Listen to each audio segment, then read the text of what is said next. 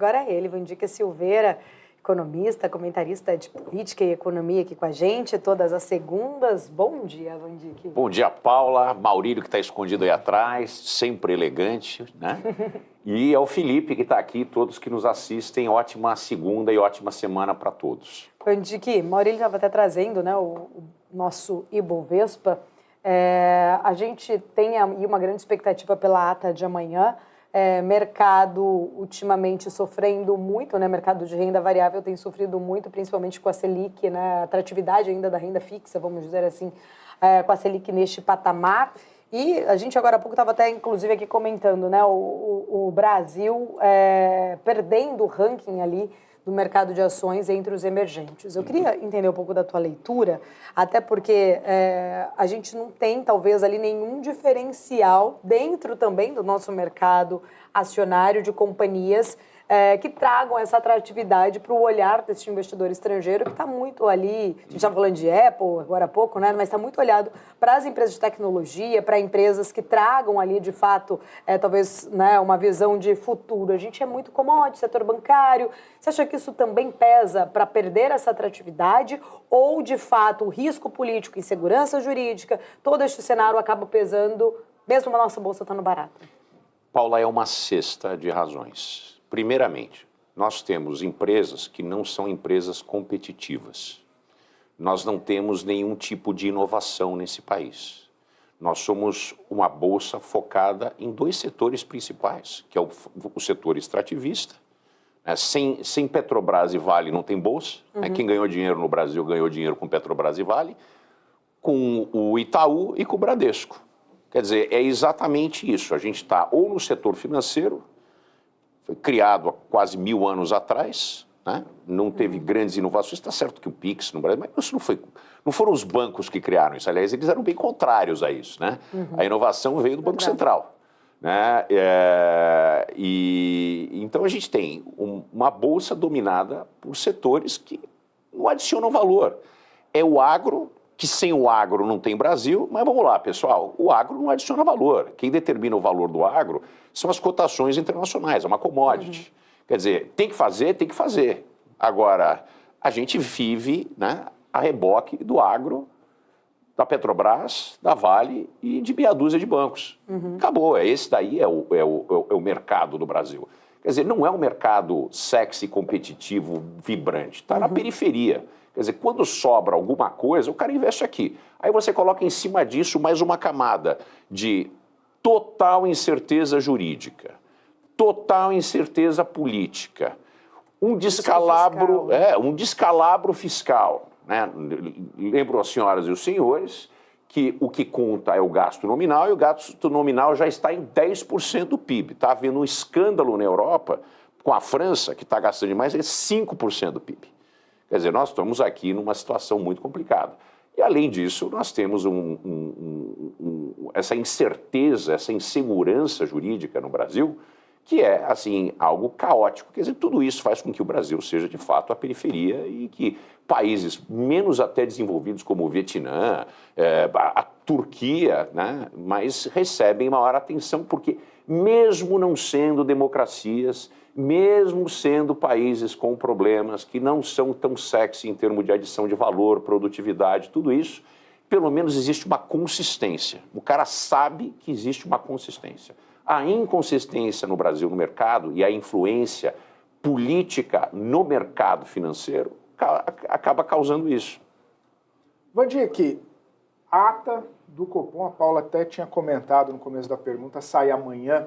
E a gente fica na expectativa para ter um pouco mais de detalhes, por mais que o comunicado tenha sido bastante vocal nos pilares que estão sustentando ou que sustentaram ali aquela decisão. Hoje saiu o Boletim Focus com um incremento na desancoragem das expectativas de inflação, quase chegando nos 4% já para esse ano e para o ano que vem, 8ª semana consecutiva de elevação das projeções dos analistas.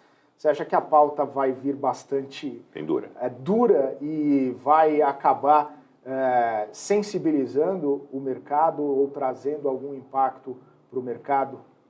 Vem dura, vocês são testemunhas. Eu nunca acreditei de inflação esse ano abaixo de 4.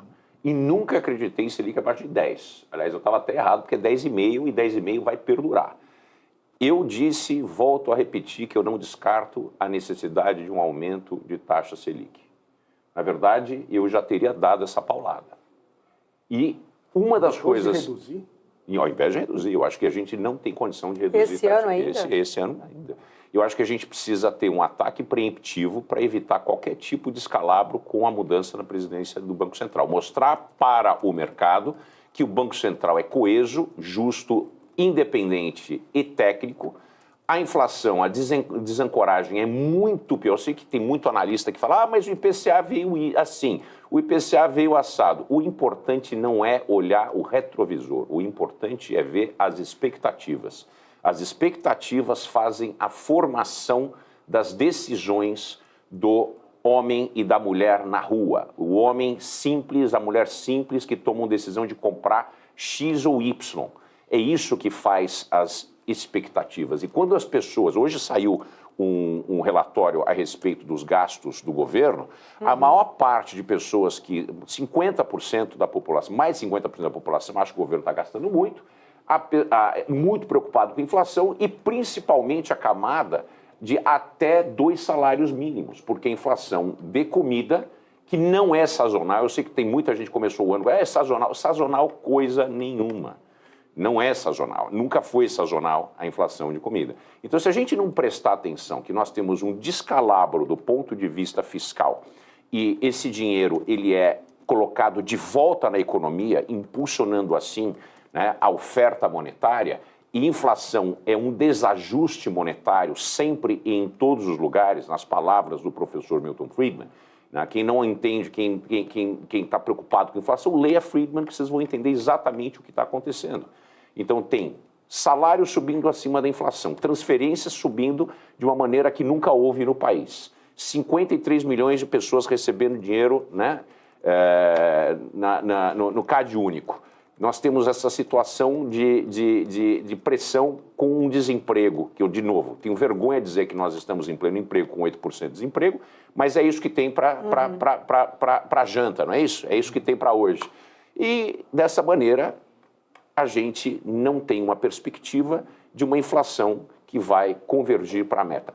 Ah, a meta é muito baixa. Talvez seja a hora de conversar a respeito disso. Eu não acho... Mas o que não pode é a frequência de não chegar nessa meta. Para chegar nessa meta, precisa existir 2 lados de uma equação, a política fiscal e a política monetária. Nós abrimos mão da política fiscal, culpamos a política monetária por não poder gastar mais. Quer dizer, a política monetária é apenas a febre.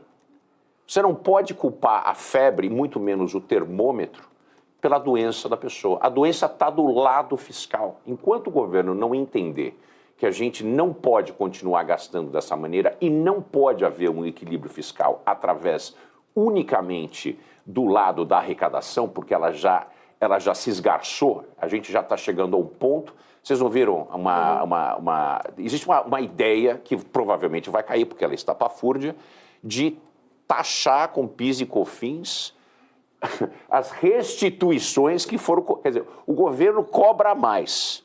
Quando você recebe a restituição, você paga de novo PIS e COFINS. E aí, gente, enlouqueceu. Né? A crítica é essa. Nós enlouquecemos.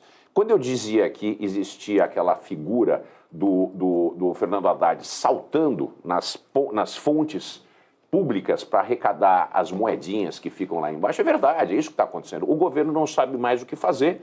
O ministro não tem mais nenhum tipo de armamento no seu arsenal.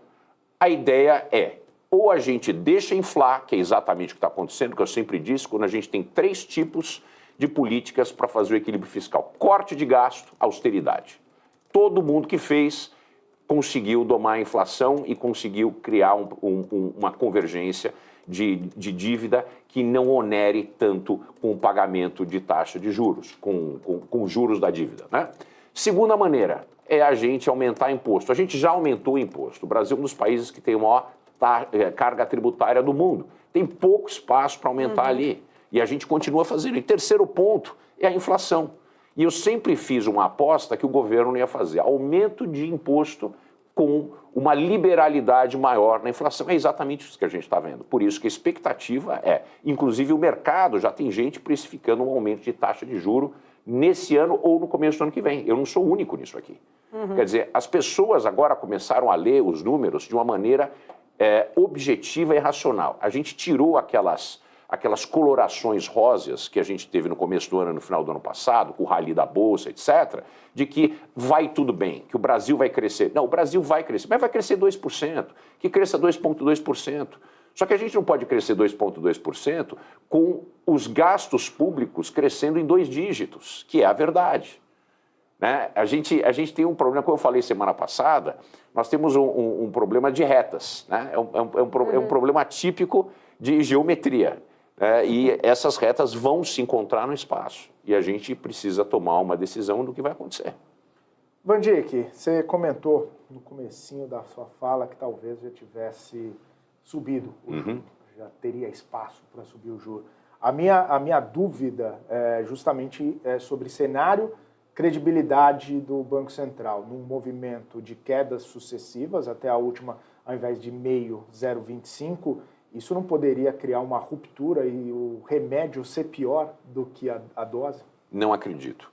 O Banco Central ele precisa não telegrafar para o mercado o que vai fazer.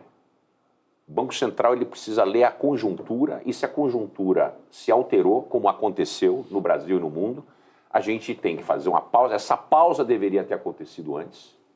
Né? Essa pausa deveria ter acontecido antes, nos 10,75, olhado para ver o que tinha acontecido, deixar em 10,75 ou continuar, ou realmente tomar uma decisão de aumentar.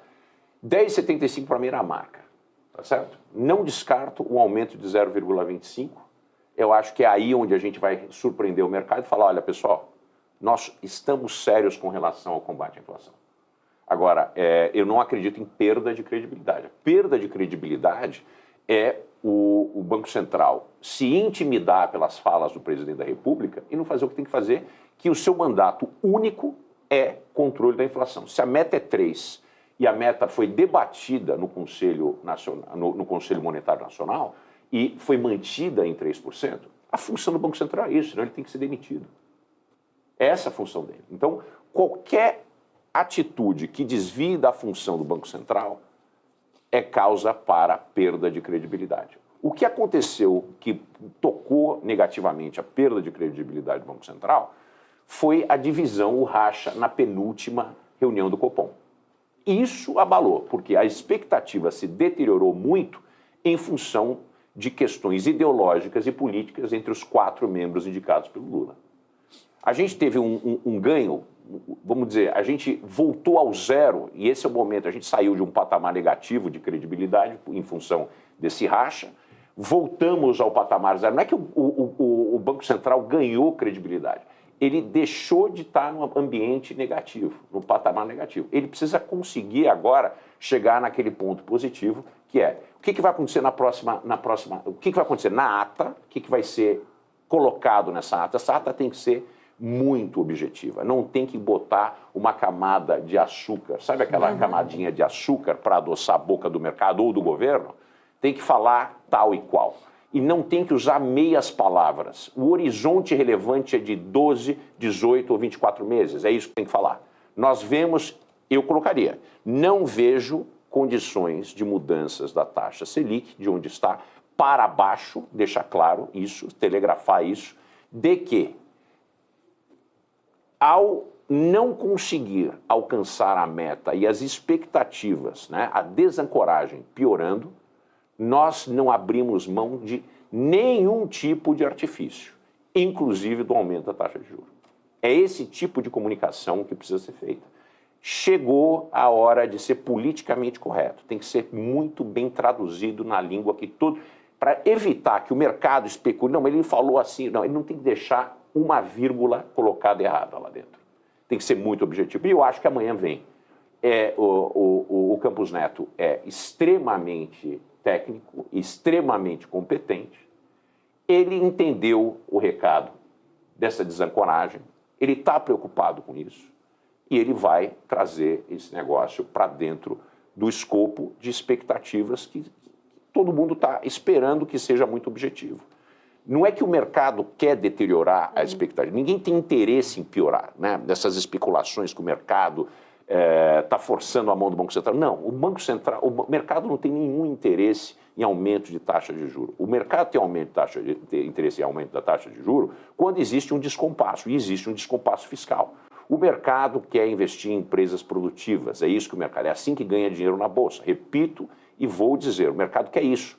Agora, quando nós temos um descompasso do lado fiscal, só existe um remédio para isso, quando o governo não quer cortar não quer nem tudo que o governo gosta, mesmo sem ser investimento, ele diz o seguinte, totalmente aberto para falar a respeito de corte de gasto, contanto que não corte investimento. Aí coloca tudo lá dentro.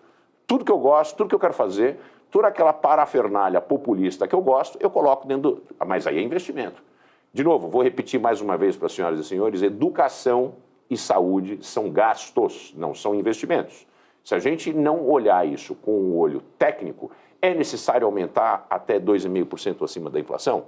Nós precisamos disso? Não, não pode ser uma regra linear, uma regra de bolso, que é uma regra para burro, é uma regra burra.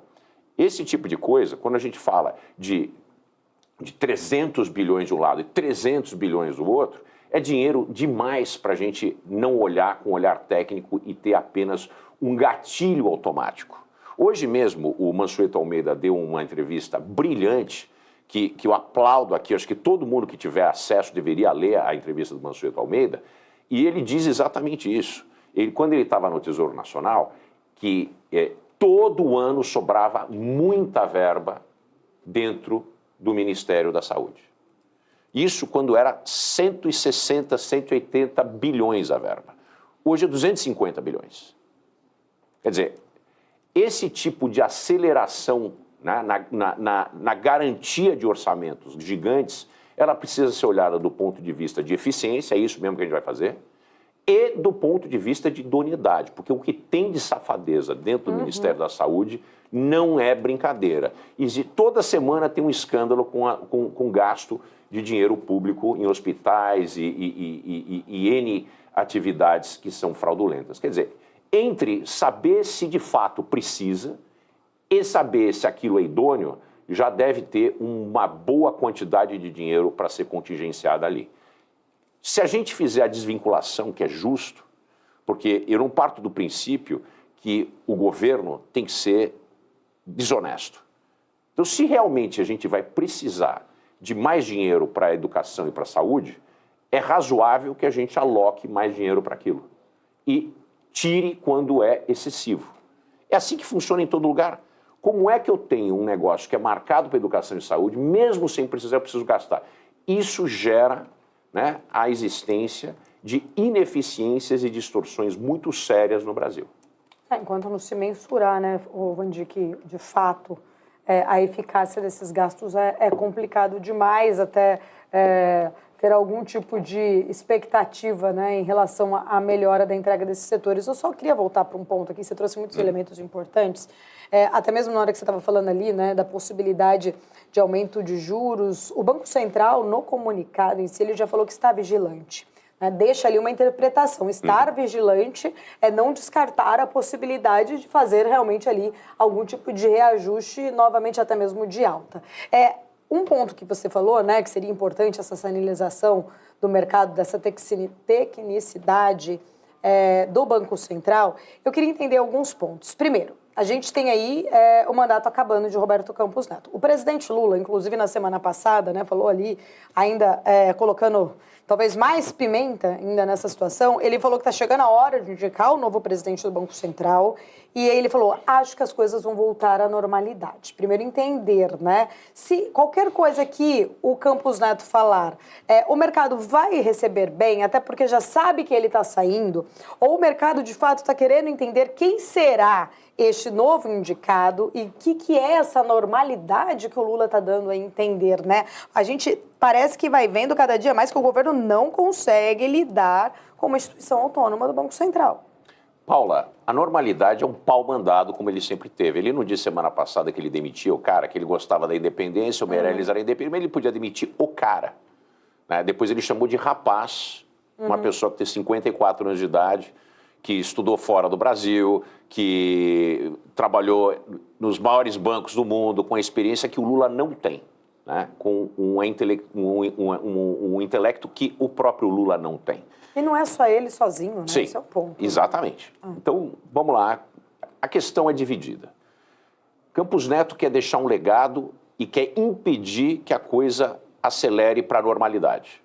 Por isso que eu vejo a possibilidade de um aumento de taxa de juros ainda dentro do mandato dele, porque para você tirar de 10,75 para chegar em 9 é um passo muito grande. Então você ganha algum tempo na política monetária, em termos de reuniões do Copom, para que você chegue naquele ponto. Então essa normalidade, provavelmente ninguém tomaria uma decisão de baixar por decreto, né, no grito, como foi feito na época da normalidade da Dilma, né, que destruiu a carreira e a reputação do Tombini, conhecido hoje como o pau-mandado da Dilma. Eu não tenho nenhum problema com o Tombini, mas se eu fosse presidente do Banco Central naquela condição, eu teria pedido para sair. Ela, a meu ver, ela destruiu a carreira do Tombini fazendo aquilo e ele aceitou para se manter numa posição de destaque. Então isso é um erro grave, que eu não seria capaz de fazer isso, mas tudo bem. Então a normalidade é aquilo, o Lula diz o que ele quer e tem do Banco Central. Isso não conduz a uma política monetária e uma política econômica sadia. Essa política monetária mandada pelo presidente, a extensão, o BC ser uma extensão do Palácio Planalto, causou a maior recessão da história do Brasil de 2014 a 2017. A maior recessão da história do Brasil, que até hoje a gente não recuperou. A gente não se recuperou de maneira integral dessa recessão. Essa recessão causou a inflação a chegar em 15%. Não é essa normalidade que a gente deveria ter. Essa normalidade populista de uma pessoa que vê a sua aprovação caindo, despencando, e ao mesmo tempo, né, sem ter alternativas de política. Vai tudo bem? Vai tudo mal? Não, não vai tudo bem e não vai tudo mal. O PIB está crescendo. Mas dessa maneira, como nós temos, a impossibilidade dos agentes econômicos investirem, porque o governo gasta muito, impede que haja queda de taxa de juro. Com taxa de juro em 10,5% e potencialmente mais alto, não há formação bruta de capital. Se não há formação bruta e a gente mal chega a 16%, como é que a gente vai continuar mantendo um ritmo de crescimento de 2% com pleno emprego? Quer dizer, a inflação vai estourar. E vai chegar um ponto que o hiato do produto não vai existir mais teto. A gente está chegando perto desse teto pela falta de investimento, não é de hoje, não é de ontem, não é de 10 anos, são de 20 anos. Tá certo? E não faz 20 anos que a gente tem taxa de juros super elevada sempre. Então a minha crítica é que quando a gente teve taxa de juros negativa, a gente não chegou a uma taxa de formação bruta de capital, né, acima de 25% ou próximo de 25%. Por que não? A gente não teve tanto tempo, taxa de juros, mas não teve tanto investimento lastimável em startups que não funcionavam para nada. Por que que a gente não investiu? Esses são aqueles mesmos empresários da semana passada, eu chamei de gato gordo, chamo de novo. No dia que eles abrirem mão das benesses e passarem a investir como deveriam, para serem meritórios de receber essas benesses, todas 600 bilhões de reais, aí sim eu escuto qualquer tipo de bronca que eles têm com a taxa de juros. Mas voltando à situação. Então eu vejo que existe uma preocupação muito grande por parte do Campos Neto e essa preocupação com o novo Banco Central talvez seja um gatilho para ele aumentar, para que impeça, ou pelo menos ganhe algum tempo no primeiro trimestre, de uma política monetária tradicional, populista, como a gente teve nos mandatos de Lula e Dilma. Dick, daqui a pouco a gente volta ao tema, inclusive. Deixa eu só ir agora com